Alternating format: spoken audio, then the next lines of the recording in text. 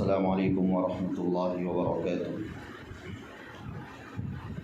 الحمد للہ وکفی وسلام علی عبادہ الذین اصطفی، اما بعد، اعوذ باللہ من الشیطان الرجیم، بسم اللہ الرحمن الرحیم۔ من عمل صالحا من ذکر او انثی وهو مؤمن فلنحیینہ حیاة طیبہ وَلَنَجْزِيَنَّهُمْ أَجْرَهُمْ بِأَحْسَنِ مَا كَانُوا يَعْمَلُونَ صدق اللہ العظیم۔ وقال النبی صلی اللہ علیہ وسلم ذاق طعم الایمان من رضی باللہ ربا وبالاسلام دینا وبمحمد رسولا صلی اللہ علیہ وسلم او کما قال علیہ السلام۔ اللہم صلی علی سیدنا محمد وعلی آل سیدنا محمد وبارک وسلم۔ اللہ کا احسان اور کرم ہے کہ اللہ نے ہمیں اپنی محبت کی نسبت پر، دین کی نسبت پر جڑنے کی اور ملنے کی توفیق عطا فرمائی ہے۔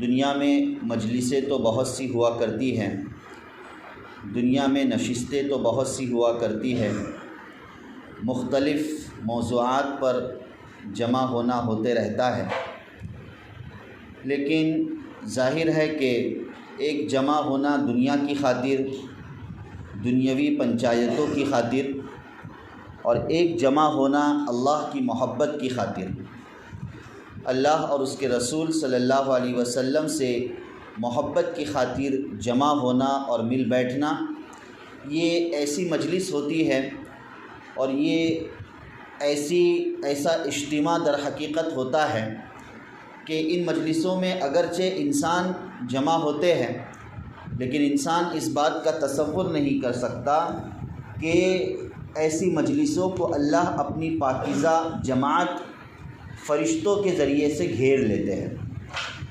آج ہمارے درمیان فرشتے جمع ہیں اور فرشتوں نے ایسی مجلسوں کو گھیر رکھا ہے، اور یقیناً جہاں فرشتے نازل ہوتے ہیں، جہاں فرشتے آسمانوں سے اترتے ہیں، در حقیقت اللہ کی رحمتوں کو لے کر اترتے ہیں، اللہ کی نصرتوں کو، اللہ کی مددوں کو لے کر اترتے ہیں، اللہ کی برکتوں کو لے کر اترتے ہیں۔ تو یہ کہنا لغو اور بیجا نہیں ہوگا کہ در حقیقت آج ہمارے درمیان اللہ کی رحمت نازل ہو رہی ہے، اللہ کی برکت نازل ہو رہی ہے۔ اللہ پاک ہم تمام کو اپنی رحمتوں کا اور اپنی برکتوں کا مستحق بنائیں، آمین ثم آمین۔ سب سے پہلی بات تو یہ ہے کہ یقیناً اللہ نے ہمیں مختلف نعمتوں سے نوازا ہے، مختلف نعمتوں سے نوازا ہے۔ اللہ تعالیٰ نے قرآن کریم میں اس تعلق سے ذکر فرمایا ہے کہ وَإِن تَعُدُّوا نِعْمَةَ اللَّهِ لَا تُحْصُوهَا، کہ اگر تم اللہ کی نعمتوں کو شمار کرنا چاہو گے بھی، جمع کرنا چاہو گے بھی، کاؤنٹ کرنا چاہو گے بھی، تو ہرگز تم اللہ کی نعمتوں کو شمار نہیں کر سکتے، اس لیے کہ شمار تو ان چیزوں کا کیا جاتا ہے جو محدود ہوتے ہیں، جو متعین ہوتے ہیں ان کو شمار کیا جاتا ہے، لیکن جو غیر متعین ہوتے ہیں ان کو شمار میں لایا ہی نہیں جا سکتا۔ اللہ کی نعمتیں اسی طریقے سے، اللہ کی نعمتیں در حقیقت بے شمار ہے، اسی لیے اللہ نے فرمایا کہ میری نعمتوں کو تم گن نہیں سکتے۔ ایک انسان یہ سمجھتا ہے کہ بھائی اللہ نے مجھے مال و دولت نہیں دیا ہے، مجھے اللہ نے غریب رکھا ہے، مجھے اللہ نے مفلس رکھا ہے، فلانا میرے گھر کے سامنے فلانے کا تو بنگلہ ہے اور وہ اس کی گاڑی ہے، اور نہ جانے اس کی کتنی گویا کہ آسائش اور آرام کی چیزیں ہیں، مجھے وہ چیزیں حاصل نہیں ہیں، مجھے وہ نعمتیں حاصل نہیں ہیں، اور اس تصور کی وجہ سے انسان بسا اوقات اللہ کی ناشکری میں مبتلا ہو جاتا ہے۔ لیکن در حقیقت انسان خود اپنی ذات میں غور کرے۔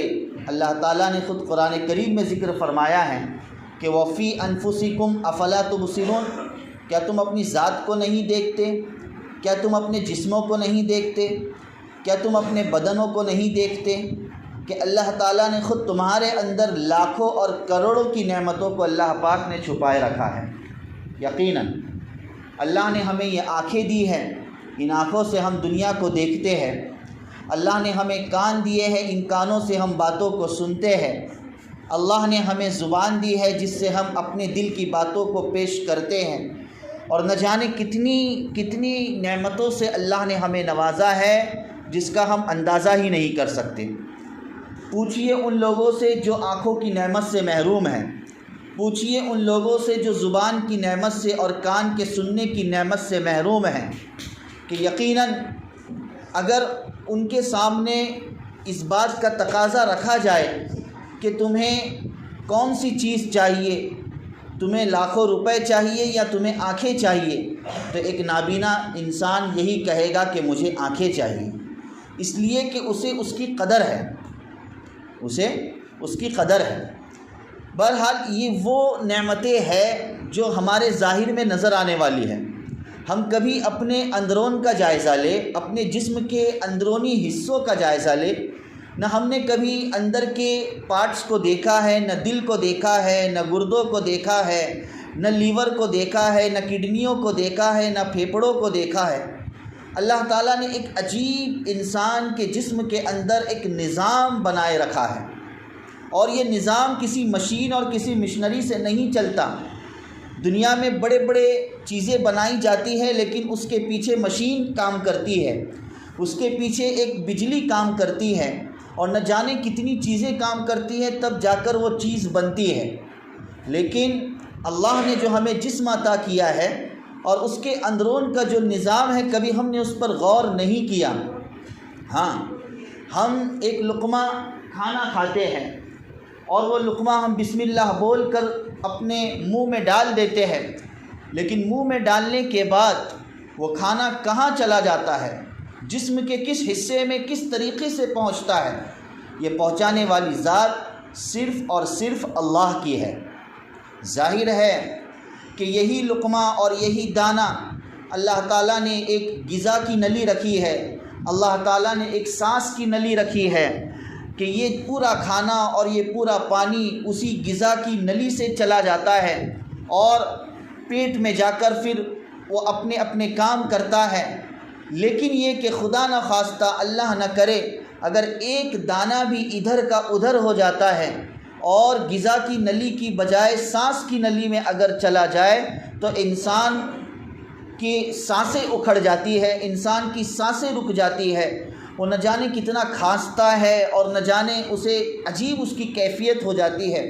تو صرف ایک دو دانے کی وجہ سے پورے جسم کا نظام درہم برہم ہو جاتا ہے۔ خدا نہ خواستہ اگر پورا لقمہ اور پورا کھانا اگر اس سانس کی نلی میں جا کر بیٹھ جائے تو انسان کی تو موت واقع ہو جائے۔ یہ اندرونی جو خون ہے، یہ خون کا گھومنا ہے اور خون کا گردش کرنا ہے، کہ یہی خون برابر دماغ کو پہنچ رہا ہے، یہی خون برابر دل کو پہنچ رہا ہے، جسم کے اعضاء میں تیزی کے ساتھ یہ خون گویا کہ دوڑ رہا ہے۔ آپ پوچھئے ڈاکٹروں سے، پوچھئے اس قسم کی مہارت رکھنے والوں سے کہ خون رکا ہوا نہیں رہتا، بلکہ خون جسم میں دوڑتا رہتا ہے، خون جسم میں بالکل پھرتی کے ساتھ بھاگتا رہتا ہے۔ اس خون کو دوڑانے والی کون سی مشین ہے، اس خون کو دوڑانے والی کون سی کشش ہے؟ یہ اللہ کی ذات ہے، جو اللہ پورے اس جسم کے نظام کو اللہ نے در حقیقت سنبھالے رکھا ہے۔ ہاں، عجیب اللہ کی کیا ہے قدرت ہے، عجیب اللہ کی قدرت ہے۔ ایک ماں جو اپنے بچے کو دودھ پلاتی ہے، اسے دودھ سے کون نوازتا ہے؟ اسے اللہ نوازتا ہے۔ ہاں، اس کے خون کو دودھ سے کون تبدیل کرتا ہے؟ اللہ کرتا ہے۔ اور یہ کہ سردی میں وہ دودھ گرم محسوس ہوتا ہے اور گرمی میں وہ دودھ سرد محسوس ہوتا ہے، اور یہ کہ نہ جانے کتنی اللہ نے اندر کاریگری رکھی ہے۔ یقیناً انسان جب اپنی ذات میں غور کرے گا تو یہ کہے گا کہ یقیناً یا اللہ، تو نے تو مجھے کروڑوں کا مالک بنایا ہے، تو نے تو مجھے کروڑوں کا مالک بنایا ہے۔ پھر انسان اللہ کی ناشکری میں نہیں آئے گا۔ مگر افسوس یہ ہے کہ اتنی نعمتوں کو حاصل کر لینے کے بعد بھی انسان اللہ کا بڑا ناشکرہ ہوتا ہے، اللہ کی ناشکری کرتا ہے، اللہ کی ناقدری کرتا ہے۔ اسی ناشکری اور اسی ناقدری کا اللہ نے قرآن کریم میں تذکرہ فرمایا ہے۔ اللہ تعالیٰ نے سورہ عادیات کے اندر گھوڑے کی قسم کھا کر کہا ہے، گھوڑے کی مختلف کیفیتوں کا اللہ نے تذکرہ کرتے ہوئے کہا ہے کہ ان الانسان لربہ لکنود، کہ بلا شبہ انسان اپنے رب کا بڑا ناشکرہ ہے۔ ان الانسان لربہ لکنود، بلا شبہ انسان اپنے رب کا بڑا ناشکرہ ہے۔ وہ چھوٹی چھوٹی باتوں پر فوراً ناشکری کرتا ہے اور ناقدری کر بیٹھتا ہے۔ قرآن کریم نے دوسری جگہ پر اس کا تذکرہ فرمایا، اذا مسہ الشر جزوعا واذا مسہ الخیر منوعا، کہ جب اسے کوئی مصیبت پہنچ جاتی ہے تو اسے اللہ کی طرف پھیر دیتا ہے اور کہہ دیتا ہے کہ مصیبت تو اللہ نے مجھے دی ہے، مصیبت میں اللہ نے مجھے مبتلا کیا ہے۔ اور جب خیر اور اچھائی جب پہنچتی ہے تو اپنی صلاحیتوں پر وہ اتراتا ہے۔ ہاں، ہمارا حال یہ ہے کہ ہم چھوٹی چھوٹی چیزوں پر اللہ کی ناشکری کرتے ہیں، اللہ کی ناقدری کرتے ہیں۔ اللہ نے اس سورہ عادیات میں گھوڑے کی قسم کھاتے ہوئے کہا کہ ان الانسان لربہ لکنود، بلا شبہ انسان اپنے رب کا بڑا ناشکرہ ہے۔ کیوں ناشکرہ ہے؟ اللہ نے آگے چل کر اس کا تذکرہ فرمایا کہ اس لیے کہ وہ مال سے بڑی محبت کرتا ہے، وَإِنَّهُ لِحُبِّ الْخَيْرِ لَشَدِيدٌ، مال سے بڑی کیا کرتا ہے؟ وہ محبت کرتا ہے۔ مال کی محبت اس کے دل میں بسی جا چکی ہے کہ بھئی یہ یہی چاہتا ہے کہ کسی طریقے سے مجھے دنیا مل جاوے، مجھے دنیا کی آسائش مل جائے، دنیا کا آرام مل جائے اور دنیا کی چیزیں مل جائے۔ اس کے پیچھے وہ بھاگتا کھڑا ہوتا ہے اور دنیا کرتے بیٹھتا ہے۔ مگر اللہ تعالیٰ نے آگے ذکر فرمایا کہ اس دنیا سے نکل کر آخرت کا بندے نے تصور کرنا چاہیے۔ اسی لیے آگے اللہ نے ذکر فرمایا افلا یعلم اذا بعثر ما فی القبور، کیا اسے اس بات کا خیال نہیں ہے، کیا وہ اس بات کو جانتا نہیں ہے کہ قبروں میں وہ مردوں کو دفن کرتا ہے، وہ قبرستان میں تو بار بار جاتا ہے، اس کے ہاتھوں سے نہ جانے کتنے مردے دفن ہو چکے ہیں اور کتنے مردوں کو اس نے کفن دیا ہے، کتنوں کو اس نے غسل دیا ہے، مگر اس انسان نے کبھی یہ خیال نہیں کیا کہ آج جسے میں غسل دے رہا ہوں کل مجھے غسل دیا جاوے گا، آج جسے میں دفن کر رہا ہوں کل مجھے دفن کیا جاوے گا، کل مجھے کفن پہنایا جاوے گا۔ انسان، ہر ایک انسان کی اپنی اپنی باری لگی ہوئی ہے۔ تو قرآن کریم نے یقیناً ایک آخرت کا ہمیں تصور دلایا ہے۔ ہاں، آخرت کا ہمیں قرآن کریم نے تصور دلایا ہے۔ اس آخرت کی فکر کو ہمیں تازہ کرنا ہوگا، اس آخرت کی یاد کو ہمیں تازہ کرنا ہوگا۔ دنیا کی محبت سے نکلنے کا یہی ایک نسخہ ہے، دنیا کی محبت سے نکلنے کا یہی ایک طریقہ ہے کہ ہم آخرت کی یاد کو تازہ کرنے والے بن جائیں۔ ہم ایک ایمان والے ہیں، ہم اللہ اور اس کے رسول پر ایمان رکھتے ہیں اور ہم نے ایمان کا کلمہ پڑھا ہے، اور ایمان کے کلمے میں ہم نے اس بات کا اقرار کیا ہے کہ یا اللہ، یہ صرف دنیا کی زندگی ہی ہمیشہ کی زندگی نہیں ہے، بلکہ آخرت کی زندگی جو ہمیشہ کی زندگی ہے، ابد الآباد زندگی ہے۔ ہاں، یہ ہمارا یقین ہے۔ ایک غیر مسلم، ایک کافر اور ایک مسلمان کے درمیان اسی بات کا فرق ہے کہ کافر تو یہ سمجھتا ہے کہ دنیا ہی کی زندگی اصل کی زندگی ہے، اب انسان مر جاتا ہے اس کا معاملہ ختم ہو جاتا ہے، آخرت کی کوئی فکر نہیں، آخرت کی کوئی بات نہیں۔ لیکن ایک ایمان والا اس تصور سے بالائے تر ہوتا ہے۔ ایمان والا یہ عقیدہ اور یہ نظریہ رکھتا ہے کہ یقیناً آخرت کی زندگی ہی اصل آخرت زندگی ہے، اور اللہ تعالیٰ نے دنیا میں ہمیں اسی زندگی کو بنانے کی خاطر اور اسی زندگی کے راحت کو حاصل کرنے کی خاطر اللہ تعالیٰ نے ہمیں دنیا میں بھیجا ہے۔ کیوں ہماری آنکھیں نہیں کھلتی؟ اس لیے کہ موت یقیناً یہ سب سے بڑی نصیحت والی چیز ہے۔ موت یہ یقیناً سب سے بڑی نصیحت والی چیز ہے۔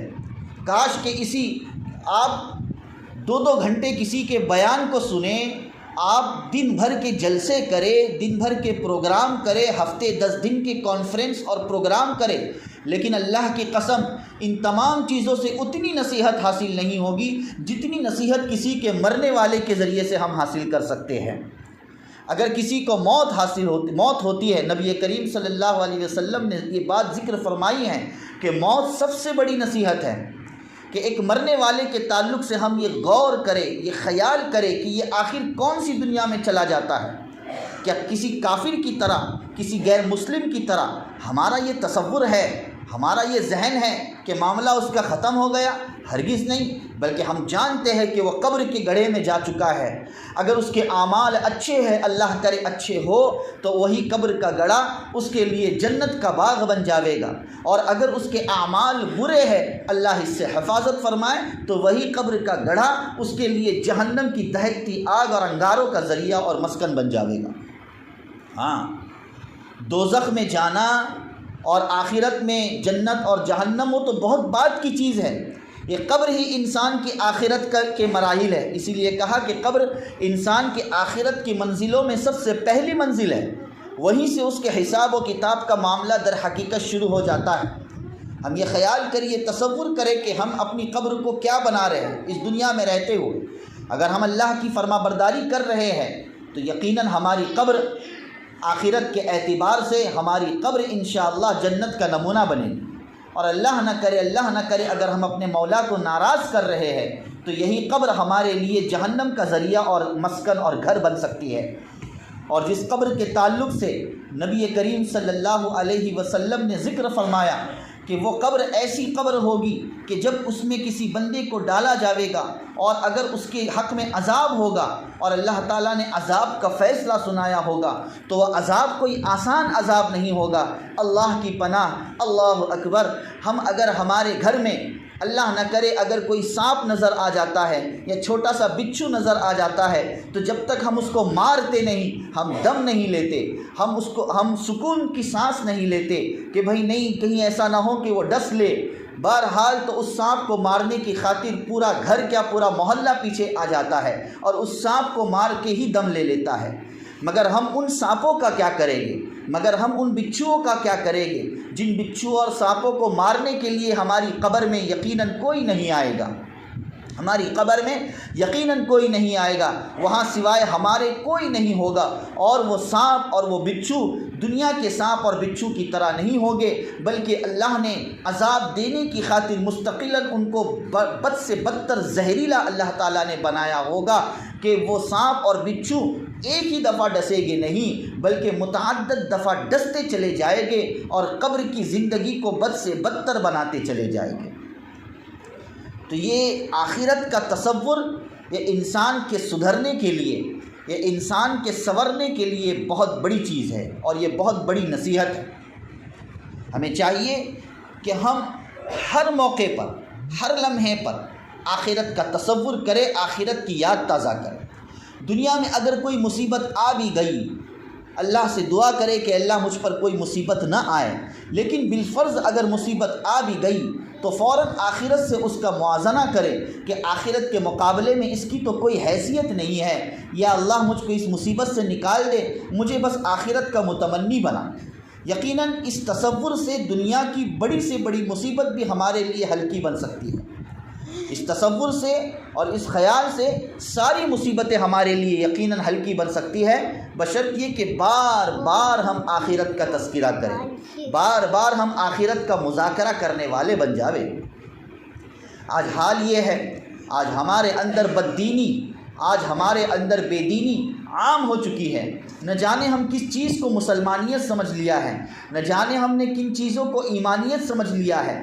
ہم یہ سمجھتے ہیں کہ اپنے گھروں پر اگر دینی تختیہ لگا دینے سے، دینی پارٹیاں لگا دینے سے ہم مسلمان بن جاتے ہیں، وقت بوقت کبھی کبھار نماز پڑھ لینے سے ہم مسلمان ہیں، ہم ایمان والے ہیں۔ نہیں، اللہ نے جو ایمان کی دولت سے ہمیں نوازا ہے یہ یقیناً سب سے بڑی نعمت ہے، یہ یقیناً سب سے بڑی دولت ہے۔ ابھی جو میں نے نعمت کے تعلق سے بات شروع کی تھی کہ اللہ نے بے شمار نعمتوں سے ہمیں نوازا ہے، تو جان لیجئے کہ ان تمام نعمتوں میں سب سے عظیم نعمت ایمان کی نعمت ہے، سب سے عظیم دولت ایمان کی دولت ہے، جس دولت کو ہم نے اللہ سے مانگا بھی نہیں، بغیر مانگے، بن مانگے اللہ نے ہمیں ایمان کی دولت سے نوازا ہے، اللہ نے ہمیں اسلام کی دولت سے نوازا ہے، اللہ نے ہمارے نظریات کو صاف و شفاف رکھا ہے۔ اس پر اللہ کا ہمیں شکر ادا کرنا چاہیے۔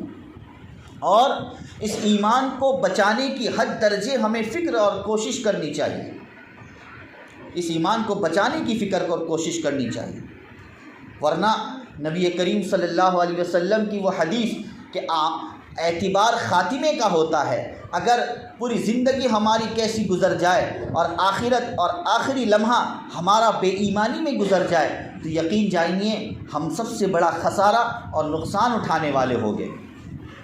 ہم اپنے ایمان کو مضبوط کرنے والے بنے، ایمان کے تقاضوں کو مکمل کرنے والے بنے۔ ہاں، ضرورت اس بات کی ہے کہ ایمان کی ہم فکر کریں۔ آج ہمارا ایمان کمزور سے کمزور تر چلا جاتا ہے ہوتا ہے، اور ایمان کمزور کن چیزوں سے ہوتا ہے؟ گناہوں سے ہوتا ہے، نافرمانیوں سے ہوتا ہے۔ ایمان کے تقاضوں پر عمل نہ کرنے کی وجہ سے ایمان ہمارا کمزور ہوتا چلا جاتا ہے۔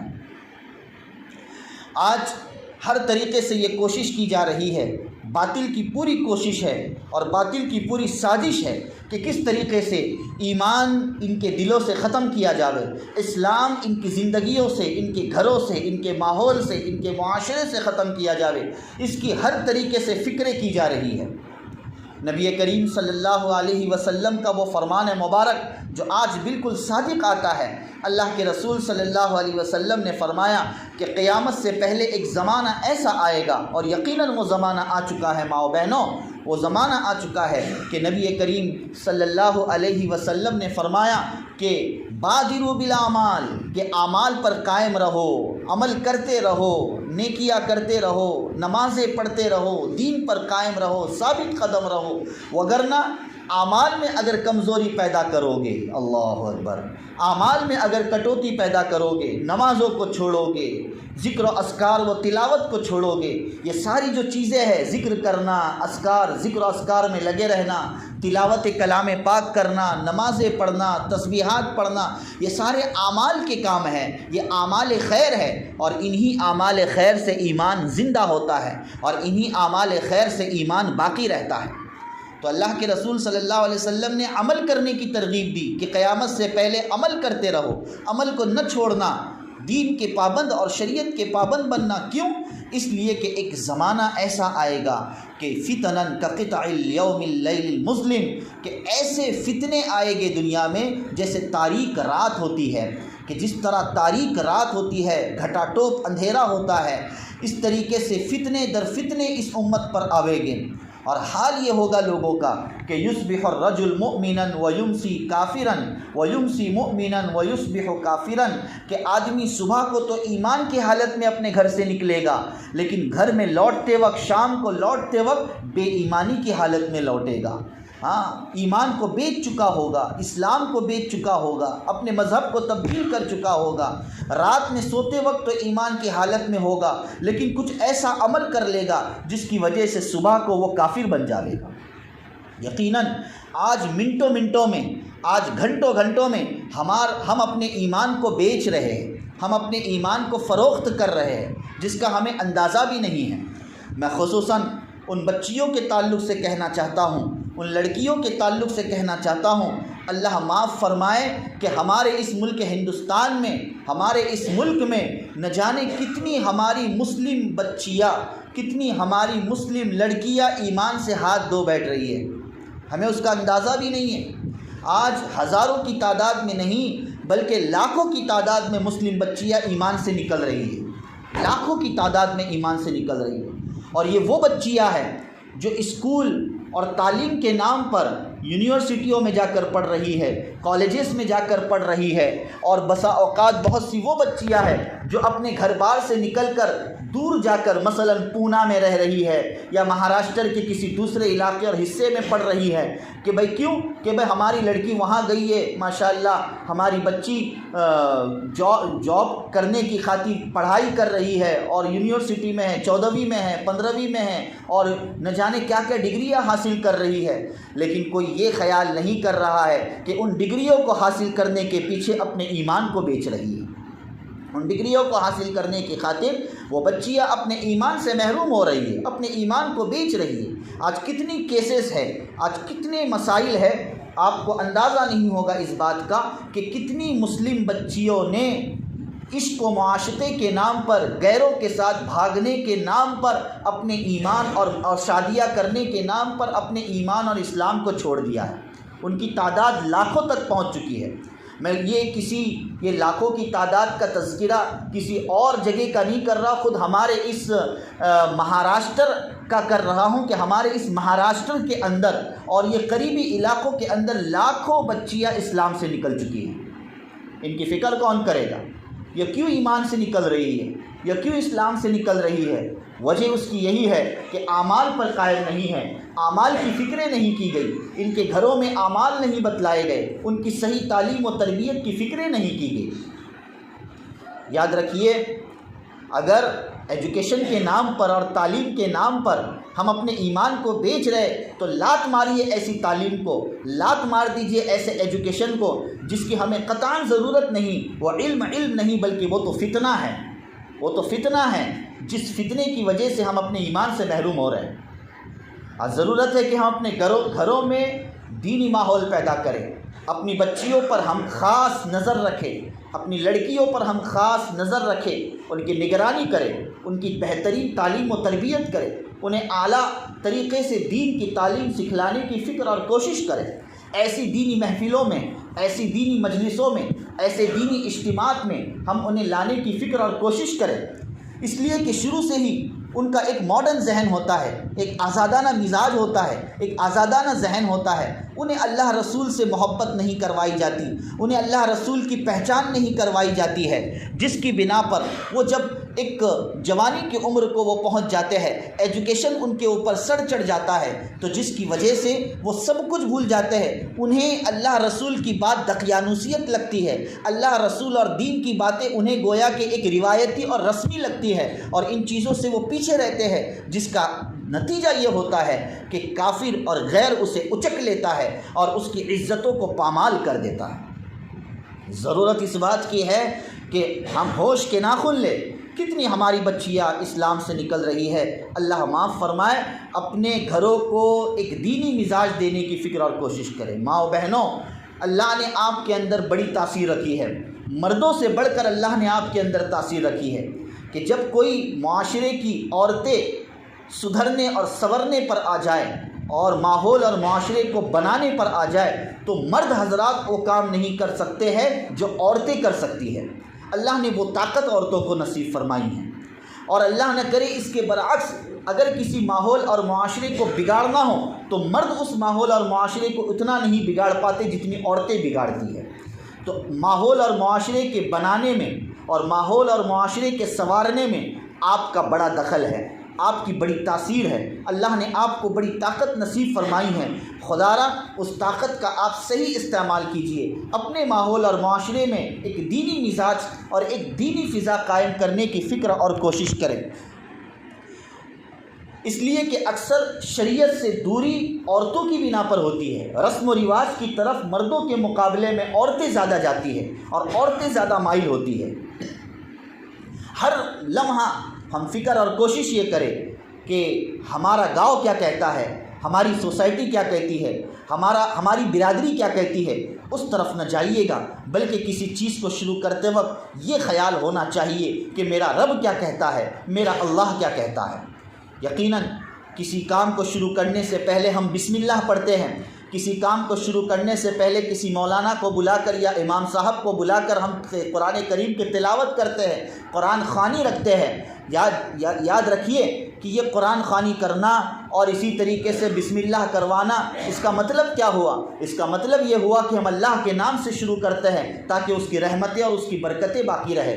تو ابتدا تو آپ بسم اللہ سے کریں، شروع تو آپ اللہ کے نام سے کریں، اور آگے ان کاموں کو کریں جو رسم و رواج کرتا ہے، تو کیسے اللہ کی رحمت کے آپ مستحق بن سکتے ہو؟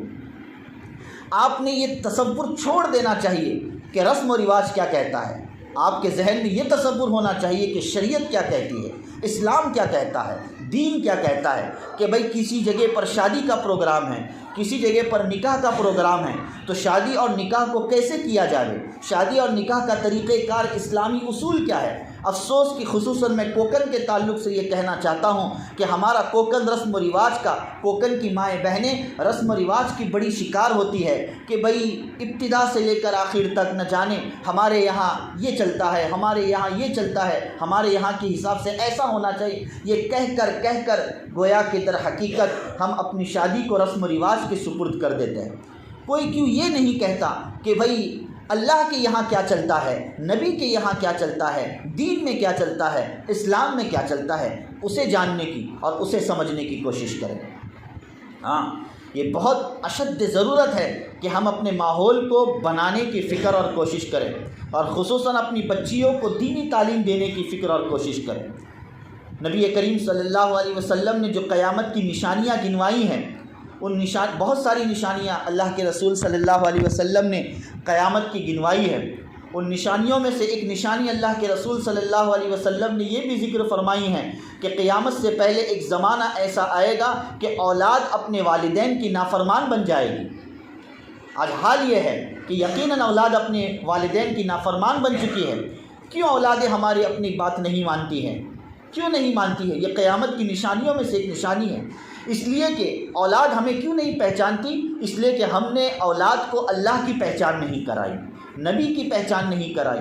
اس وجہ سے اولاد نے ہم کو نہیں پہچانا اور اولاد ہماری نافرمانی کر رہی ہے۔ اور ان نشانیوں میں ایک نشانی اور یہ ذکر فرمائی کہ لڑکوں کے مقابلے میں لڑکیاں زیادہ تر اپنے والدین کی نافرمان بن جائے گی۔ کیا فرمایا؟ لڑکوں کے مقابلے میں لڑکیاں اور بیٹیاں زیادہ تر اپنے والدین کی اور اپنی خصوصاً اپنی والدہ کی نافرمان بن جائیں گی۔ یہ کتنی بڑی علامت، کیا آج یہ صادق نہیں آ رہی ہے؟ کیا آج یہ ثابت نہیں آ رہی کہ ہماری بچیاں اور ہماری بیٹیاں ہماری نافرمان بنتی چلی جا رہی ہیں؟ یہ در حقیقت قیامت کی نشانیاں ہیں۔ ہمیں بہت ضرورت ہے کہ ہم اپنی بچیوں کو سنبھالیں، اپنی بچیوں کو دین کی تعلیم دیں، اپنے بچیوں کو اللہ اس کے رسول صلی اللہ علیہ وسلم کی پہچان کرائیں، اسے برقعے اور پردے میں رکھے، اسے اسلامی لباس میں رکھے، اسے اسلامی شناخت میں رکھے۔ آج حال یہ ہے کہ بچپن سے ہی اولاد کی محبت میں ہم بٹ جاتے ہیں اور بچپن ہی سے ہم اپنے کلچر کو کھو دیتے ہیں۔ ہم خصوصاً لڑکیوں کو، میں لڑکیوں کے تعلق سے کہنا چاہتا ہوں کہ چھوٹی چھوٹی جو بچیاں ہوتی ہیں ان بچیوں کو ایسا لباس پہنانے کے ہم عادی ہو جاتے ہیں اور ایسا لباس پہنوانے کے ہم عادت ڈلواتے ہیں کہ پھر یہی لباس بڑے ہو کر بھی ان بچیوں کے جسم پر رہتا ہے کہ وہی پینٹ کا پہننا، وہی جینس کا پہننا اور وہی ٹی شرٹ کا پہننا، یعنی مردانہ لباس پہننا۔ ہماری غیرت کہاں چلی جاتی ہے؟ یاد رکھیے، اللہ کی رحمت اور اللہ کی لعنت ہوتی ہے ایسی عورتوں پر جو عورتیں اور جو لڑکیاں مردوں کا لباس پہنتی ہیں۔ اللہ اس کے رسول کی لعنت ہوتی ہے ان عورتوں پر جو مردوں کی مشابہت اختیار کرتی ہے، جو مردوں کے لباس زیب تن کرتی ہے۔ ہمیں اس سلسلے میں کوئی فرق ہی نہیں پڑتا، چونکہ ہم نے بچپن سے ان کو عادت ڈلوائی ہے اس قسم کے لباس کو پہنوانے کی، اور نہ جانے کتنے رسم و رواج ہم بچپن سے کرتے چلے آتے ہیں۔ آج ہمارے یہاں اللہ معاف فرمائے کہ یہ برتھ ڈے منانے کا ایک عجیب تصور ہوتا ہے کہ بچے کی خوشی میں ہم کیک منگواتے ہیں، لیکن کوئی یہ نہیں جانتا کہ یہ یہودیوں کا طریقہ ہے، یہ نصرانیوں کا طریقہ ہے۔ اور نبی کریم صلی اللہ علیہ وسلم نے فرمایا، من تشبہ بقوم فہو من، کہ جو جس قوم کی مشابہت اختیار کرتا ہے وہ انہی میں کا ہو کر رہتا ہے۔ تو گویا ایک طرف ہم کیک کاٹتے ہیں، اسی لیے تو اللہ کے رسول صلی اللہ علیہ وسلم نے فرمایا کہ آدمی صبح کو مومن ہوتا ہے، شام کو کافر ہو جائے گا، شام کو مومن ہوتا ہے، صبح کو کافر ہو جائے گا۔ انہی رسومات کی وجہ سے اور انہی غیروں کی نقالی کرنے کی وجہ سے ہم اپنے ایمان کو بیچ دیتے ہیں، اپنے ایمان کو فروخت کر دیتے ہیں اور اس کا ہمیں احساس تک نہیں ہوتا۔ ہاں، اس کا ہمیں احساس تک نہیں ہوتا ہے۔ اللہ ہمارے اس طریقے کو اور اس نظریے کو اللہ پاک ہمارے معاف فرمائے۔ یقین جانیے ماں و بہنوں، آج حالات بد سے بدتر چل رہے ہیں۔ آج کفر و شرک بہت تیزی کے ساتھ ہمارے ماحول اور معاشرے کی طرف بڑھ رہا ہے۔ آج تیزی کے ساتھ کفر و شرک بڑھ رہا ہے۔ آج جس ملک میں ہم رہتے ہیں وہ آزادی والا ملک ہے، لیکن یقین جانیے نہ جانے یہ آزادی کہاں چلی جا رہی ہے، اور اپنے مذہب اور اپنے دین پر ہمیں عمل کرنے کے لیے نہ جانے کتنے پاپڑ بیلنے پڑ رہے ہیں اور کتنے پاپڑ بیلنے پڑیں گے، کچھ کہا نہیں جا سکتا۔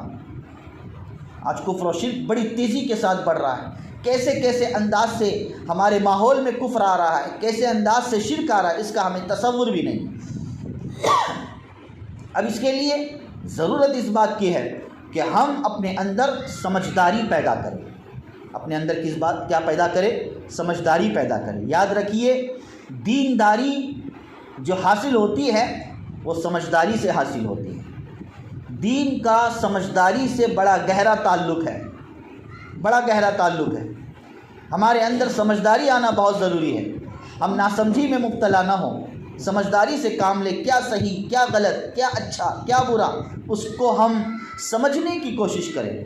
اور یہ سمجھداری کیسے حاصل ہوگی؟ یہ سمجھداری در حقیقت ہم انہی اجتماعات کے ذریعے سے، انہی دینی محفلوں کے ذریعے سے ہم یہ سمجھداری حاصل کر سکتے ہیں۔ یہ سمجھداری ہم اللہ والوں کی باتوں کو سن کر حاصل کر سکتے ہیں، جو جانکار ہیں ان کی باتوں کو سن کر ہم سمجھداری حاصل کر سکتے ہیں۔ میں خصوصاً آپ لوگوں کا بہت ممنون اور مشکور ہوں، اور آپ لوگوں کا بہت بہت تہ دل سے شکریہ ادا کرتا ہوں، اور آپ کی رپورٹس اور آپ کی باتیں ہم تک پہنچتے رہتی ہے۔ الحمدللہ یہ آپ کا ایک بہت بڑا دینی جذبہ ہے۔ میں آپ کے اس دینی جذبے کو سلام کرتا ہوں، آپ کے اس دینی جذبے کا احترام کرتا ہوں۔ یقیناً عورت کا دل اور عورت کا جذبہ بڑا نرمیلا ہوتا ہے، وہ فوراً کسی چیز سے متاثر ہو جاتی ہے۔ اگر وہ خیر کے کاموں سے متاثر ہوتی ہے تو خیر وجود میں آتا ہے، اگر وہ شر کے کاموں سے متاثر ہوتی ہے تو اللہ نہ کرے شر وجود میں آئے گا۔ یہ آپ لوگوں کے جذبہ ہی، آپ لوگوں کا یقیناً دینی جذبہ ہے کہ ہر 15 دن سے آپ لوگ جڑتے ہیں، ہر 15 دن سے آپ لوگ جمع ہوتے ہیں۔ یہ ایک بہت اچھی ترتیب ہے جو آپ کے گاؤں میں ماشاءاللہ شروع ہو چکی ہے۔ ہم لوگوں کا مقصد بھی یہی تھا۔ الحمدللہ جو داپولی میں ہمارا مدرسہ ہے، لڑکیوں کا مدرسہ ہے، اور وہاں پڑھنے پڑھانے والا پورا جو عملہ ہے، ان تمام کی ہم لوگوں کی یہ فکر ہے کہ کس طریقے سے خصوصیت کے ساتھ اس مدرسے کے ذریعے سے اور اس مدرسے کے نیٹ ورک سے ہم مستورات کے ایمان کو زندہ کرنے والے بنیں، ہم مستورات کے اعمال کو زندہ کرنے والے بنیں۔ اور اسی فکروں کا ہی ایک نتیجہ یہ ہے کہ اللہ کے فضل و کرم سے اس گاؤں میں بھی یہ ترتیب الحمدللہ شروع ہو چکی ہے۔ اللہ جزائے خیر دے اس گھر کے مالک اور اس گھر کے صاحب خانہ ہیں، اور حافظ بلال صاحب، اللہ ان کو جزائے خیر دے۔ انہوں نے تقاضا رکھا، ہمارے سامنے مطالبہ رکھا کہ اس قسم کا کام ہونا چاہیے۔ ہم نے ان کی باتوں پر لبیک کہا اور ایک ترتیب بنا دی، اور الحمدللہ یہ ترتیب جاری ہے۔ اللہ سے دعا کرتے ہیں کہ تا قیامت یہ ترتیب جاری رہے، تا قیامت یہ ترتیب جاری رہے۔ اب آپ کا حوصلہ کمزور نہیں پڑنا چاہیے، آپ مضبوط اس معاملے میں آگے بڑھتے رہنا چاہیے۔ یہ ایک در حقیقت ہفتے واری مدرسہ ہے، کہ ہونا تو یہ چاہیے تھا کہ ہر ہفتے میں جمع ہوا جاتا، لیکن چونکہ اسباب اتنے مہیا نہیں ہیں اور حالات اتنے ساتھ نہیں دیتے، اس وجہ سے 15 روزہ کی ترتیب پر اس طریقے سے آپ لوگوں کا جمع ہونا ہوتا ہے۔ اللہ اس جمع ہونے کو ہمیشہ کی ہدایت کا ذریعہ بنا دے، اس جمع ہونے کو اللہ پاک ہمیشہ کی ہدایت کا ذریعہ بنا دے۔ اس لیے کہ مرد حضرات کے لیے دین کی باتوں کو سننے کا بہت سے مواقع رہتے ہیں۔ مرد حضرات جمعے کے موقع پر خطبات سنتے ہیں، خطاب سنتے ہیں، بیانات سنتے ہیں، عام جلسے و جلوس میں شریک ہوتے ہیں۔ عورتوں کو دین کی باتوں کے سننے کا بہت کم موقع ملتا ہے، عورتیں اپنے گھریلو مشاغل میں بہت زیادہ مشغول رہتی ہے۔ تو ضرورت اس بات کی ہے کہ ہم اس طریقے سے یہ ترتیب شروع کرے جو نبی کریم صلی اللہ علیہ وسلم کی سنتوں میں سے ہے، کہ خود نبی کریم صلی اللہ علیہ وسلم کے پاس عورتیں گئی، عورتوں کی ایک جماعت گئی اور اللہ کے رسول صلی اللہ علیہ وسلم سے تقاضا کیا کہ آپ بھی ہمیں دین کی باتیں بتلایا کریں اور ایمان کی باتیں بتلایا کریں۔ چنانچہ ہفتے میں ایک دن اللہ کے رسول، حدیث میں آتا ہے ہفتے میں ایک دن اللہ کے رسول صلی اللہ علیہ وسلم نے عورتوں کے لیے مقرر فرمایا، اور انہیں اللہ کے رسول صلی اللہ علیہ وسلم دین کی باتیں بتلایا کرتے تھے۔ تو یہ در حقیقت سنت نبوی ہے جو اس گاؤں میں زندہ ہوئی ہے، جو اس محلے میں زندہ ہوئی ہے۔ اللہ پاک اس سنت کو تا قیامت باقی رکھے۔ آپ کو اب کرنا کیا ہے؟ آپ کو اسے سرسری نہیں لینا ہے، آپ کو اسے رسمی طور پر نہیں لینا ہے، اسے صرف بیانات کی حد تک محدود نہیں رکھنا ہے۔ ماؤ بہنوں، میرے آج آنے کی خاص وجہ یہی ہے کہ میں یہ چاہتا تھا کہ کسی طریقے سے آپ کے سامنے یہ بات پیش کر سکوں کہ آپ اس 15 روزہ جڑنے کو صرف رسم و رواج کے طور پر نہ لیں، ورنہ یاد رکھیں کہ جو چیز بھی رسم و رواج کی طرف سپرد ہو جاتی ہے اس کی روحانیت ختم ہو جاتی ہے، اس کی حقیقت ختم ہو جاتی ہے۔ اس کو آپ لائٹلی نہ لے بلکہ سیریسلی لے، اور ایک نصاب جو ہم لوگوں نے تیار کیا ہے، ایک سلیور ہم نے جو تیار کیا ہے، ہم چاہتے ہیں کہ آپ کے سامنے 15 روز کے بعد ایک دن آ کر آپ کے سامنے پیش کرتے رہے، اس میں آپ لوگوں کا ساتھ چاہیے۔ اسی لیے میں نے کہا کہ دینداری یہ سمجھداری کے بعد آتی ہے، تو آپ کو یہ سمجھداری لینی پڑے گی، اور کثیر تعداد میں 15 روز میں آپ کو یہاں پر جڑنا ہوگا، تاکہ دین کی نئی نئی باتیں الگ الگ ٹاپک سے، الگ الگ مضمون سے ہمارے سامنے آتی رہے۔ آج کتنی چیزوں سے ہم نابلد اور ناشنا ہیں، ہمیں پتہ ہی نہیں کہ دین کی کیا کیا باتیں ہیں، کچھ پتہ نہیں ہمیں، اللہ معاف فرمائے۔ شرم و حیا و پردہ کسے کہا جاتا ہے بہت کم جانتے ہیں، ایمان کسے کہا جاتا ہے بہت کم جانتے ہیں۔ ایمان کی تفصیل ہے، قرآن کیسے پڑھا جاتا ہے، نماز کیسے پڑھی جائے، اور یہ کہ اگر کسی کا انتقال ہو جاوے تو میت کو غسل دینے کا کیا طریقہ ہونا چاہیے عورتوں میں۔ حالات ایسے ہوتے ہیں کہ بسا اوقات مرد حضرات کو غسل دینے کے لیے تو مرد حضرات مل جاتے ہیں، لیکن عورتوں کو غسل دینے کے لیے عورتیں بہت کم مل جاتی ہے، پھر بسا اوقات دور گاؤں سے اور باہر گاؤں سے عورتوں کو بلانا پڑتا ہے۔ ایسا کیوں؟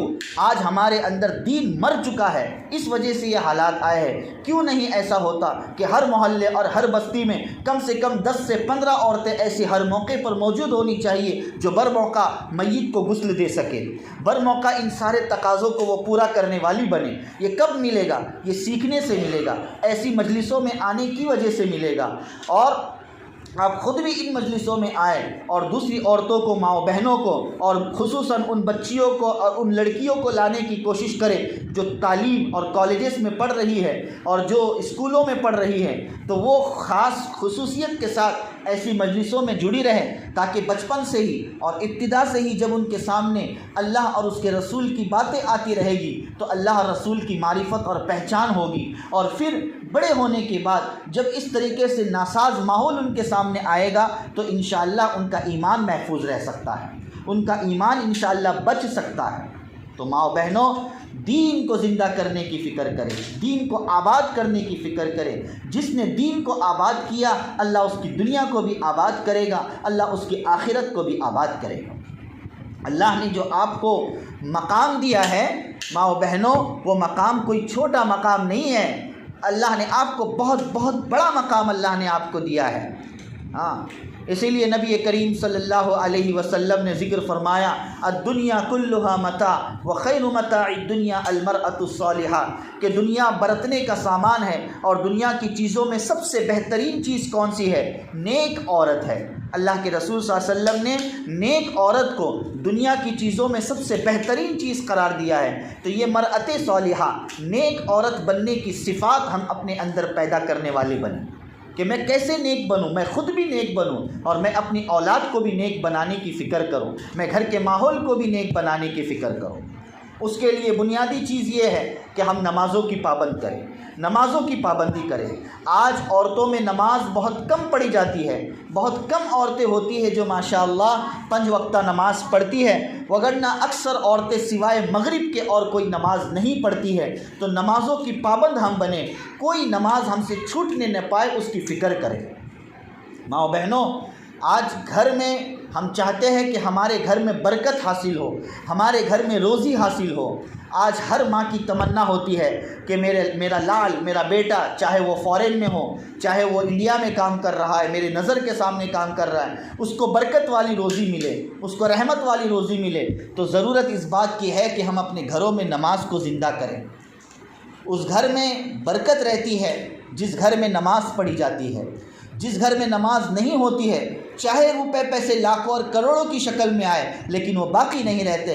برکت ایک الگ چیز ہے اور تعداد اور کوانٹٹی ایک الگ چیز ہے، تعداد الگ چیز ہے۔ اگر اللہ نے آپ کو 10,000 روپے ماہانہ دیا ہے لیکن اس 10,000 روپے کے اندر برکت ہے تو یقیناً وہ 10 لاکھ روپے پر بھاری ہے جس 10 لاکھ روپے میں برکت نہیں ہے۔ اللہ سے ہم کثرت نہ مانگے، اللہ سے ہم برکت مانگیں، اس لیے کہ کثرت میں کوئی خیر نہیں ہوتی۔ کثرت میں کوئی بھلائی نہیں ہوتی ہے، بھلائی تو اللہ کی طرف سے برکت میں ہوتی ہے۔ تو اپنی دعاؤں میں ہمیشہ ہم اللہ سے برکت مانگے، اور گھر میں برکت نماز کے علاوہ اور کسی چیز سے آ ہی نہیں سکتی ہے۔ ہم اپنے گھر میں برکت نماز کے ذریعے سے زندہ کرنے والے بنیں۔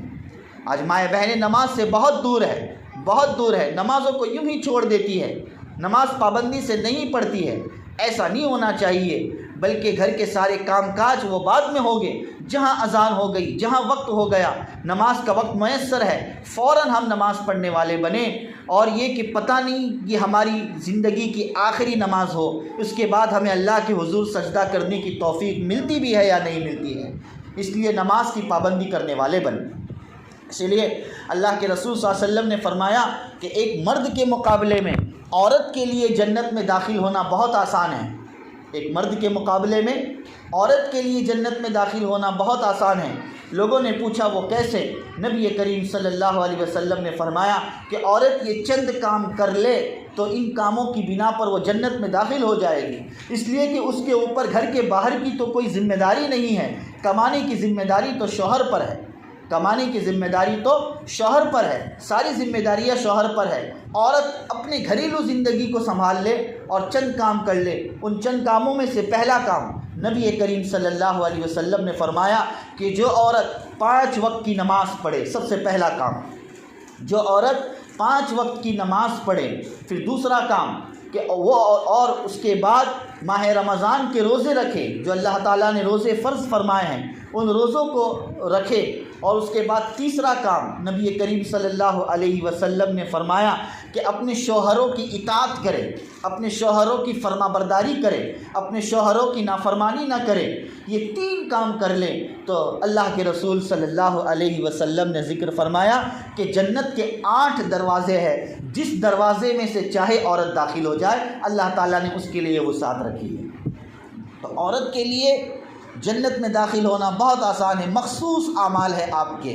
آپ نماز کے پابند بن جائیں، آپ غیبت سے رک جائیں، زبان درازی نہ کریں، زبان لفاظی نہ کریں، بلکہ اپنی زبان پر کنٹرول کریں۔ آپ گھر کے کام کرتے ہیں، گھر کے کام کاج کرتے وقت اللہ کا ذکر کریں۔ ذکر کرنے کے لیے وضو کی حالت میں ہونا اور مصلی پر بیٹھنا یہ کوئی فرض اور ضروری نہیں ہے، بلکہ آپ گھر کا کام کر رہے، کچن میں کام کر رہے، کام کرتے کرتے سبحان اللہ کہے، الحمدللہ کہے، تسبیحات پڑھے، درود پڑھے۔ یقیناً ہر چیز کی ایک اپنی تاثیر ہوتی ہے۔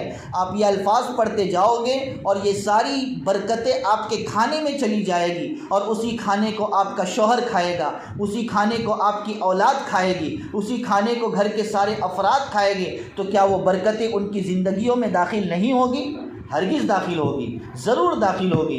اور اس کے برعکس اگر آپ کھانا کھاتے وقت، اگر کھانا بناتے وقت کوئی غلط کام کر رہے ہیں، زبان سے غیبت کر رہے ہیں، گالیوں کے الفاظ نکال رہے ہیں، تو ہر چیز کی میں نے کہا کہ تاثیر ہوتی ہے۔ جیسے اچھے الفاظ کی تاثیر ہوتی ہے تو برے الفاظ کی بھی ایک اپنی تاثیر ہوتی ہے۔ تو وہی گالی کی گندگی اور غیبت کی گندگی اور چغلخوری کی گندگی اور نہ جانے برے برے الفاظ نکالنے کی گندگی آپ کے کھانے میں چلے جائے گی، اور اسی کھانے کو گھر کے سارے افراد استعمال کریں گے، جس کی وجہ سے گھر کے لوگوں کے اندر چڑچڑاپن آئے گا، کوئی کسی سے سچی محبت نہیں کرے گا۔ آج حال یہ ہے گھر کے افراد کا اور گھر کے ممبر کا کہ بھائی بھائی کا دشمن بنا ہے، اور یہ کہ اولاد والدین کے دشمن بنے ہوئے ہیں، والدین اولاد کو صحیح طریقے سے نہیں دیکھتے، ایک پورے گھر کا ماحول بالکل بد سے بدتر بن چکا ہے۔ اس کی وجہ یہ ہے کہ ہم نے اپنے درمیان کی برکتوں کو ختم کر دیا، اللہ کی رحمتوں کو ہم نے اپنے درمیان کی ختم کر دیا، جس کی وجہ سے ہم ایک دوسرے کے دشمن بنے ہوئے ہیں۔ اس لیے ضرورت ہے کہ ہم اپنی زبان پر کنٹرول کرتے ہوئے ہم درود پڑھے، ہم ذکر و اذکار کرے، جتنا میسر ہو سکے سبحان اللہ الحمدللہ کھانا بناتے وقت پڑھتے رہیں۔ اس کے اچھے اثرات انشاءاللہ ہمارے کھانوں میں سرایت کر جائے گے، اور وہ برکت والا کھانا گھر کے سارے افراد انشاءاللہ کھائے گے۔ آپس میں محبتیں باقی رہے گی، آپس کی نفرتیں ختم ہو جائے گی، آپس کی عداوتیں انشاءاللہ ختم ہو جائے گی۔ اسی لیے تو کہا ہے کہ جب کھانا کھانا ہو تو ایک ساتھ کھانے میں برکت ہوتی ہے، ایک ساتھ کھانے میں رحمت ہوتی ہے، دسترخوان بچھاؤ، ایک ساتھ بیٹھ کر کھانا کھاؤ، اللہ کی رحمت شامل حال ہوتی ہے۔ اور جس گھر میں الگ الگ بیٹھ کر کھانا کھایا جاتا ہے، اللہ کی برکتیں اس گھر سے اٹھ جاتی ہے، اللہ کی رحمتیں اس گھر سے اٹھ جاتی ہے۔ کتنی بڑی بات ہے، اس کا ہم خاص خیال رکھیں۔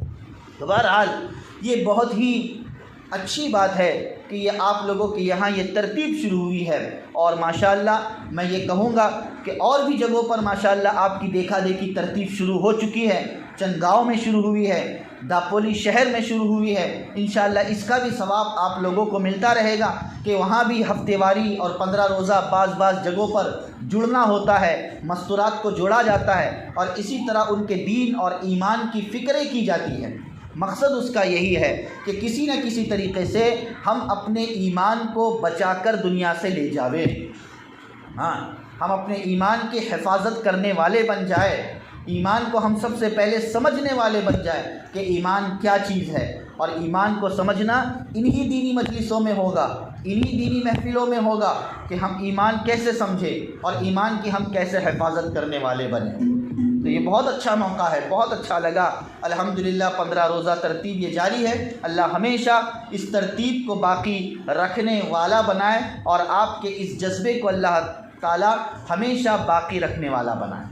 اس میں آپ اس بات کا خیال رکھیں کہ جو عورتیں اب تک ان مجلسوں میں جڑی نہیں ہیں، ممکن ہے بہت سی ایسی بھی عورتیں ہوگی اس محلے کی یا اس محلے کی کہ جو اب تک آئی بھی نہیں ہوگی، تو آپ کا کام ہے کہ ان کے درمیان دعوت چلائے۔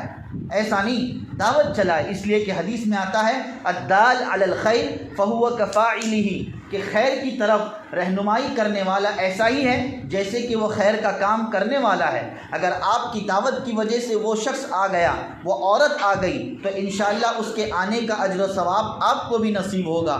تو ہمیشہ 15 دن تک اس کی فکر اور کوشش کرتے رہے، ایک چارٹ نکالے اور ایک فہرست نکالے کہ کون عورتیں ہمارے اس مدرسے میں، اس کو ایک مدرسے کا نام دیا جائے، اس کو ایک مدرسہ سمجھ کر چلایا جائے کہ ہمارے اس ہفتے والی مدرسے میں کون عورتیں نہیں جڑتی ہے، ان کے نام نکال کر ان کی تشکیل کرے، اور ان کے پاس عورتوں کی جماعت 2-2 3-3 باقاعدہ مشورہ کر کے 2-2 3-3 عورتیں ان کے پاس جائے، جیسے مرد حضرات تشکیل کرتے ہیں، گھر گھر جا کر ان کے دینی مزاج کی فکریں کرتے ہیں، تو عورتیں بھی اسی طریقے سے تشکیل کرنے والی بنیں۔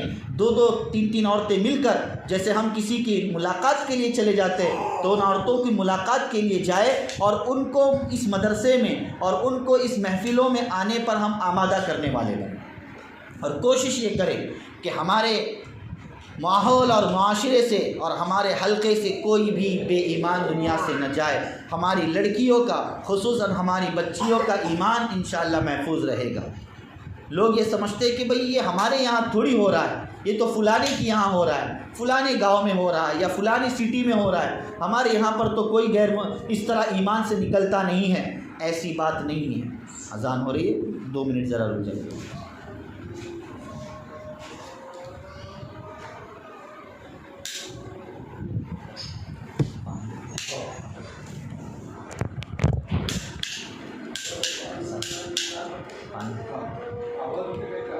ٹھیک ہے نا؟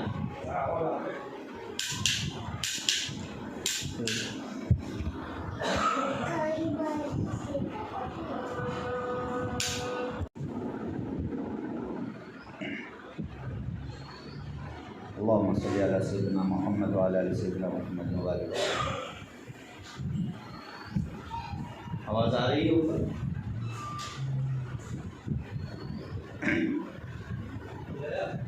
جی، تو بات چل رہی تھی ایمان سے متعلق ان مجلسوں میں ان مستورات کو لانے کی، ان کے لیے ہم دعوت دینے والے بنیں، اور ایک دینی ماحول اور دینی مزاج ہم بنانے والے بنیں۔ ماں و بہنوں، یقیناً اللہ نے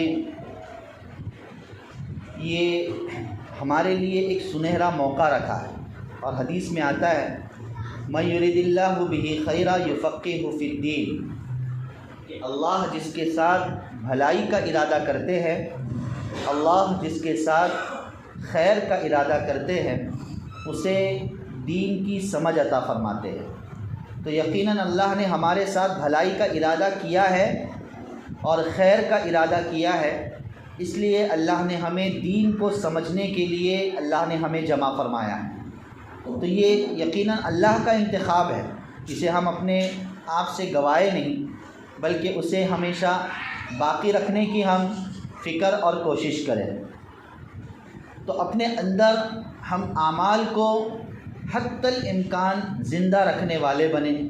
سب سے پہلی چیز میں نے کہا کہ نماز کی پابندی کریں اور ساتھ ساتھ قرآن کریم کی تلاوت کریں،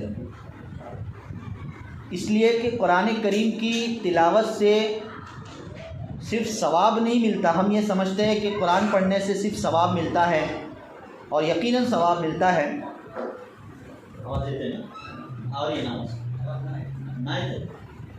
ذرا اوپر سے کوئی ایک اشارہ دے دیں کہ آواز برابر آ رہی ہے، تاکہ اطمینان سے 10 منٹ بات کر کے بات کو ختم کر دیتا انشاءاللہ۔ جی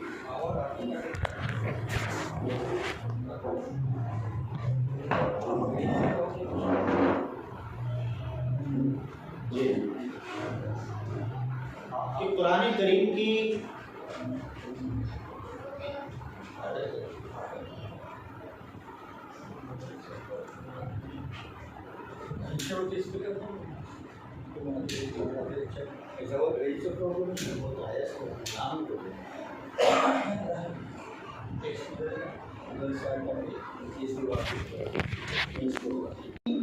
تلاوت پابندی سے کرے تاکہ ہمارا ایمان وقتاً فوقتاً بڑھتا رہے۔ آج ضرورت یہ ہے ایمان کو بڑھانے کی بھی، اور ضرورت ہے ایمان کو باقی رکھنے کی، ایمان بچانے کی۔ نبی کریم صلی اللہ علیہ وسلم نے یہ ذکر فرمایا کہ قیامت سے پہلے ایمان پر باقی رہنا ایسا ہی ہوگا جیسے کہ ہتھیلی پر انگارہ رکھنا۔ ظاہر ہے کہ ہتھیلی پر کوئی شخص گرم انگارہ رکھے، گرم کوئلہ رکھے تو نہیں رکھ سکتا، کتنی تکلیف ہوگی۔ تو اس سے بھی کئی گنا زیادہ تکلیف اور بڑا چیلنج گویا ایمان پر باقی رہنا ہے۔ یہ قیامت سے پہلے ایسا زمانہ آئے گا، تو اس لیے ہم ہمیشہ اپنے ایمان کے تعلق سے متفکر ہو جائیں، اپنے ایمان کے تعلق سے کہ میرا اور میرے گھر والوں کا ایمان کیسے باقی رہے، اس کی ہم فکر کرنے والے بنیں، اپنے گھر کی صحیح نگرانی کرنے والے بنیں۔ اللہ تعالیٰ نے قرآن کریم میں ذکر فرمایا ہے، یا ایھا الذین آمنوا قوا انفسکم واہلیکم نارا، اے ایمان والو اپنے آپ کی اور اپنے گھر والوں کی جہنم کے آگ سے حفاظت کرو۔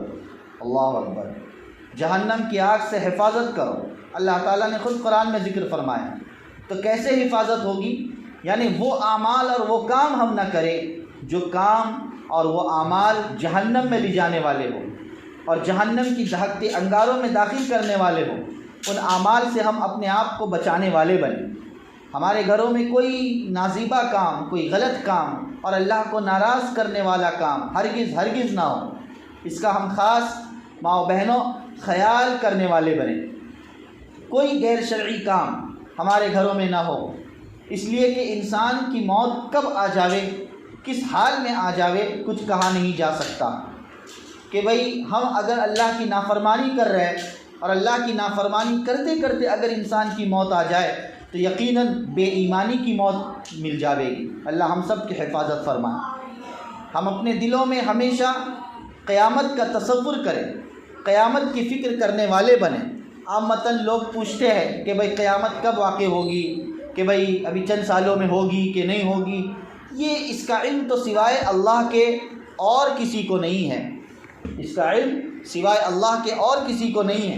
ہر انسان کی موت اس کی اپنی قیامت ہے۔ نبی کریم صلی اللہ علیہ وسلم نے فرمایا ہے کہ من مات فقد قامت قیامتہ، کہ جو مر گیا در حقیقت اس کی قیامت واقع ہو گئی ہے۔ تو اس معنی کا ہر انسان اپنی موت کو ہی قیامت سمجھے، بڑی قیامت کا انتظار کرتے ہوئے اپنے اعمال کو نہ چھوڑنے والے بنے، بلکہ اپنی موت کا تصور کرے کہ بھئی میری موت ہی در حقیقت میری قیامت ہے۔ تو سب کی قیامت انسان جانتا ہے کہ میری قیامت اب کب آئے گی کچھ کہا نہیں جا سکتا، اس لیے اس کی ہم فکر کرنے والے بنیں۔ نبی کریم صلی اللہ علیہ وسلم کی وہ تمام پیشن گوئیاں، آپ صلی اللہ علیہ وسلم کی وہ تمام باتیں جو لفظ بلفظ اور حرف بحرف صادق آ رہی ہے کہ قیامت کی نشانیاں، جتنی نشانیاں تھیں اللہ کے رسول صلی اللہ علیہ وسلم نے جو دو بڑی نشانیاں بیان فرمائیں قیامت کی، کہ چھوٹی نشانیاں اور بڑی نشانیاں۔ بڑی نشانیاں تو اپنے وقت پر ظاہر ہو جاوے گی، لیکن جو چھوٹی نشانیاں ہیں وہ لفظ بلفظ اور حرف بحرف صادق آتے چلی جا رہی ہے۔ نہ جانے انسان کی قیامت کب واقع ہوگی، تو اس رب کا ڈر اور اس رب کا خوف ہم اپنے دل میں رکھتے ہوئے زندگی گزارنے والے بنیں، اللہ کی نافرمانی سے بچنے والے بنیں اور لوگوں کو بچانے والے بنیں۔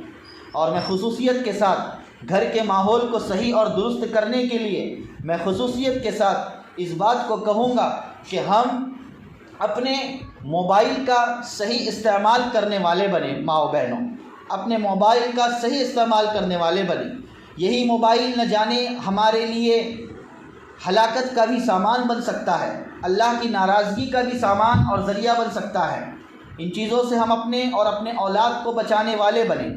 افسوس یہ ہوتا ہے، ایک زمانہ تھا جس زمانے میں موبائل نہیں تھا، جس زمانے میں صرف ایک فون تھا، جو گھر میں ایک فون ہوا کرتا تھا، موبائل کا زمانہ نہیں تھا بلکہ لینڈ لائن تھا اور فون تھا، تو ساروں کی محبت باقی رہتی تھی۔ گھر کے لوگ ایک دوسرے سے بے انتہا محبت کرنے والے ہوتے تھے۔ اگر کہیں باہر سے فون آ بھی جاتا تھا تو محبت کے ساتھ بات چیت کر لیا کرتے تھے۔ لیکن آج حال یہ ہو گیا ہے کہ اس موبائل کی وجہ سے آپسی محبتیں ہماری ختم ہو چکی ہے۔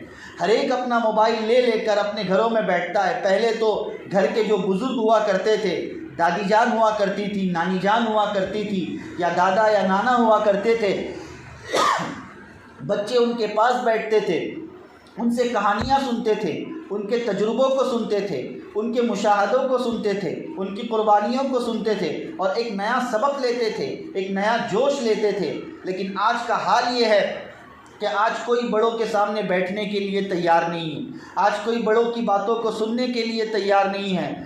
گھر کے تمام افراد کے ہاتھوں میں موبائل ہوتا ہے، کوئی ہال میں بیٹھتا ہے، کوئی بیڈ روم میں ہوتا ہے، کوئی نہ جانے کہاں ہوتا ہے، سب اپنی اپنی دنیا میں ہوتے ہیں۔ یہ آپسی محبتیں ہماری ختم ہو چکی ہے اسی موبائل کی وجہ سے۔ تو اس سے اتنی محبت نہ کریں جس محبت کی وجہ سے ہم اللہ کی محبت کو مغلوب کر دیں، جس محبت کی وجہ سے ہم رسول صلی اللہ علیہ وسلم کی محبت کو مغلوب کر دیں، بلکہ اللہ اور اس کے رسول کی محبت ہمارے لیے بنیادی رہے، بنیاد رہے اور اولین ذریعہ رہے۔ کہ محبت کرے گے تو اللہ سے پہلے کرے گے، محبت کرے گے تو رسول اللہ صلی اللہ علیہ وسلم سے پہلے کرنے والے بنیں گے۔ اور اللہ تعالیٰ نے ایمان والے کی پہچان خود قرآن کریم میں ذکر فرمائی ہے کہ والذین آمنوا اشد حبا للہ، کہ جو ایمان والے ہوتے ہیں وہ اللہ تعالیٰ سے سب سے زیادہ محبت کرنے والے ہوتے ہیں۔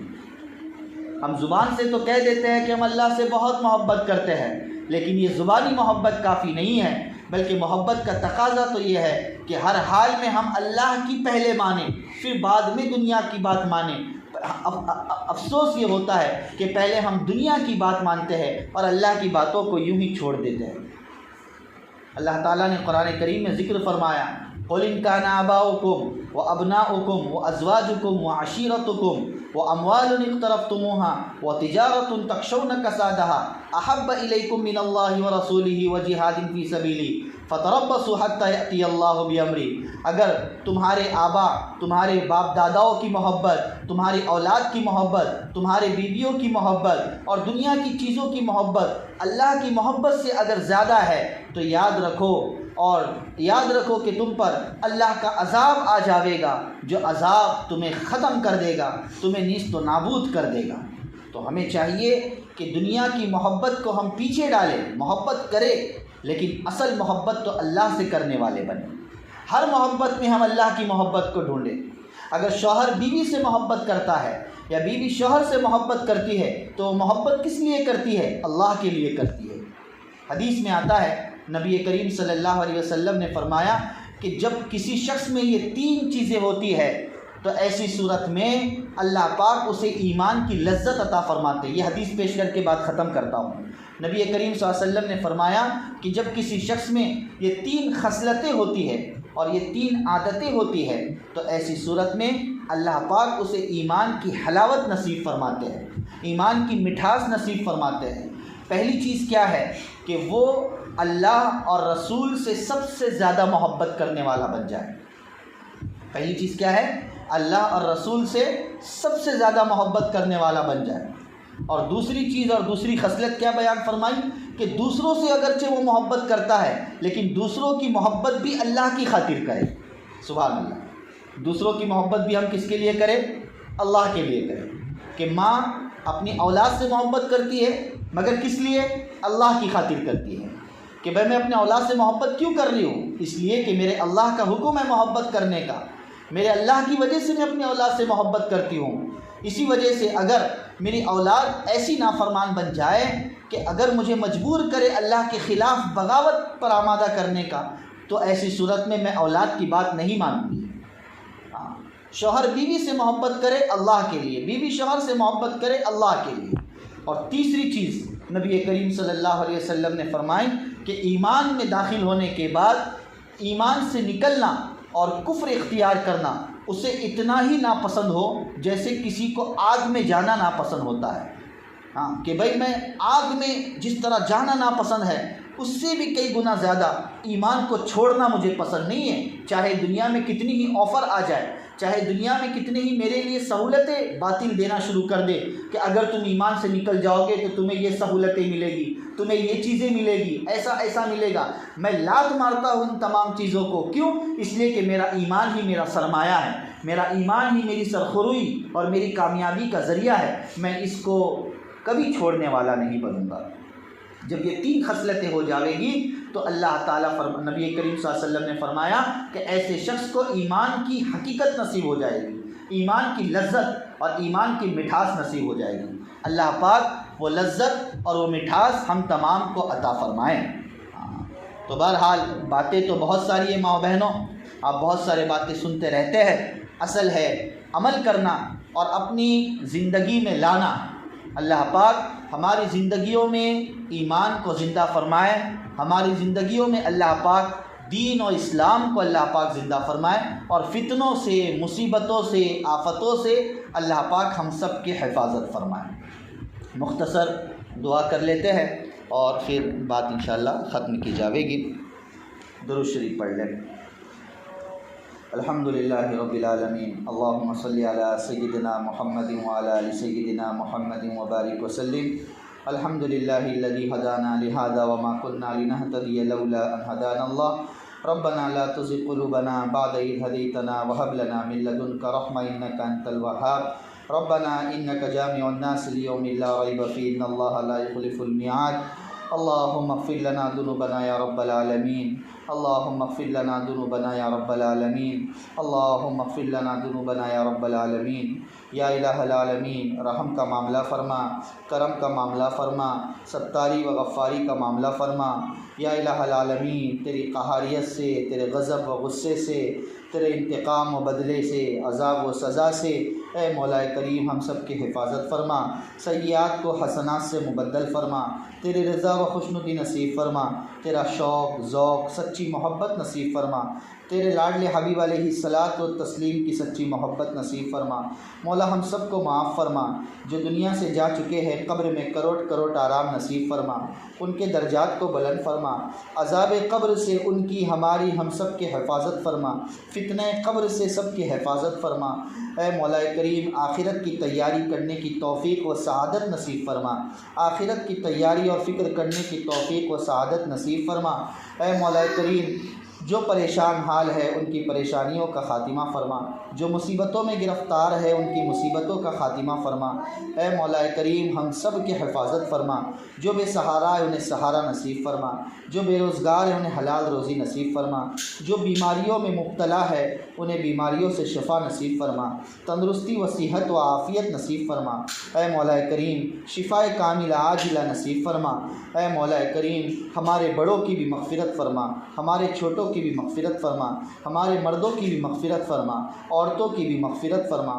اے مولا کریم ہمارے اس دینی مجلس کو بے انتہا قبول فرما، ہمارے اس طرح جڑنے کو بے انتہا قبول فرما، خیر و ہدایت کا ذریعہ بنا دے۔ اے مولا کریم ان ماؤں بہنوں کی زندگی میں دین آ جائے، تقوی آ جائے، للہیت آ جائے، اخلاص آ جائے، اس کے فیصلے فرما۔ پوری دنیا کے لیے یہ عورتیں نمونہ بن جائے، اس کے فیصلے فرما۔ پوری دنیا کے حق میں ان عورتوں کو قبول فرما۔ اے مولا کریم یہ سنت ہمیشہ باقی رہے، یہ طریقہ ہمیشہ باقی رہے، اس کے فیصلے فرما۔ جنہوں نے اس کام کو شروع کروایا ہے اے مولا کریم انہیں نعم البدل نصیب فرما، ان کی دنیا بھی بنا، ان کی آخرت بھی بنا، ان کی دنیا بھی بنا، ان کی آخرت بھی بنا۔ جو جس طریقے سے ذرائع مہیا کر رہے ہیں، آسانیاں مہیا کر رہے ہیں ان مجلسوں کو منعقد کرنے میں، ان تمام کی زندگیوں میں عافیت عطا فرما، ان تمام کی زندگیوں میں عافیت نصیب فرما۔ اے مولا کریم ہم سب کو معاف فرما، ہماری دنیا بھی بنا، ہماری آخرت بھی بنا۔ ہماری وہ بچیاں، ہماری وہ لڑکیاں جو اسلام سے نکل رہی ہیں، جو تعلیم کے نام پر ایمان کا سودا کر رہی ہے، جو مرتد ہو رہی ہے، اے مولا کریم ان بچیوں کو دوبارہ اے مولا کریم ایمان کی دولت نصیب فرما، اے مولا کریم اسلام کی دولت نصیب فرما۔ ہماری وہ بچیاں جو دینی مزاج نہیں رکھتی ہے، دینی مزاج رکھنے والا بنا، پردہ و تقوی و طہارت نصیب فرما۔ اے مولا کریم شرم و حیا کی حفاظت کرنے والا بنا، شرم و حیا اور پاک دامنی کی حفاظت کرنے والا بنا۔ ماحول اور معاشرے کی حفاظت فرما، ماحول اور معاشرے کی حفاظت فرما۔ مولا والدین کی فرما برداری کرنے کا جذبہ نصیب فرما، والدین کا فرما بردار بنا، والدین کی نافرمانی سے ہم سب کی حفاظت فرما۔ مولا تو نے تو جنت کا دروازہ بھی دے دیا، تو نے تو اصل جنت بھی ہمارے گھر میں دے دی، مگر پھر بھی ہم اس جنت کی طرف نظر نہیں کرتے ہیں۔ تیرے حبیب علیہ السلام نے ذکر فرمایا کہ الجنت تحت اقدام الامہات، کہ جنت ماؤں کے قدموں کے نیچے ہے اور باپ جنت کا دروازہ ہے۔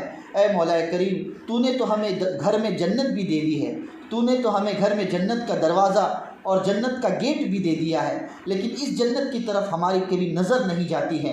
اے مولا کریم محبت بھری نگاہ ڈالنے کی توفیق نصیب فرما، محبت بھری نگاہ ڈالنے کی توفیق نصیب فرما۔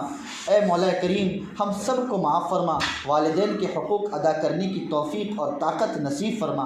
اے مولا کریم، اے مولا کریم آخرت کی تیاری کرنے کی توفیق نصیب فرما، آخرت کے مراحل ہم سب کے لیے آسان فرما، آخرت کے مراحل ہم سب کے لیے اے مولا کریم آسان فرما۔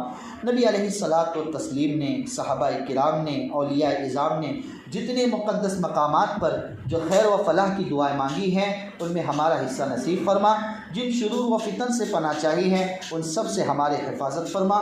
مولا دعا کو اپنے فضل و کرم سے قبول فرما۔ وصلی اللہ علی سیدنا محمد وعلی آل سیدنا محمد وبارک وسلم برحمتک یا ارحم الراحمین والحمد للہ رب العالمین۔